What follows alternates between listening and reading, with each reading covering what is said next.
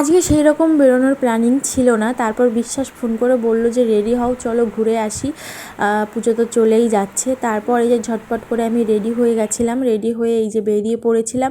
তো যেতে যেতে দেখছিলাম অধিকাংশই আর কি প্যান্ডেলের প্রতিমা আর কি ভাসান হয়ে গেছে, মা আমাদের ছেড়ে তার বাড়িতে চলে গেছে। কিছু কিছু জায়গায় আবার ছিল।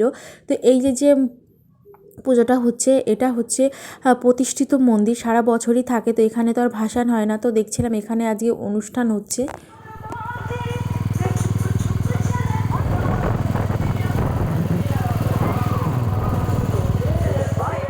চলে আসুন আমাদের ইমিটেশন সেন্টারে। এখানে পাবেন চলে এসি বগুড়া হাই সেকেন্ডারি মাঠে, যে লন্ডনে যে ব্রিজটা করেছিল আর কি, সেইখানে এসে তো লাইন দেখে তো আমি পুরো অবাক। আমি ফার্স্টে আর সেকেন্ড দিন এসেছিলাম পুজোর পরের দিন। তো সেই দিন এসে আমি আর বিশেষ ফাঁকায় ফাঁকায় দেখে গেছিলাম, ভিড় টানা লাগেনি আমাদের। তো আমরা বলছিলাম এখন আসলে এই লাইন টেনে তারপর যেতে হতো।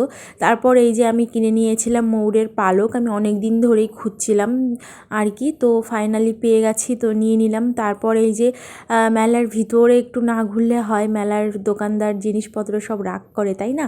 তো তারপর এখানে সবটাই দেখছিলাম। তারপর যেটা আমার দুর্বল জায়গায়, এই যে সব মেয়েদেরই দুর্বল জায়গায়, শুধু আমার নয়।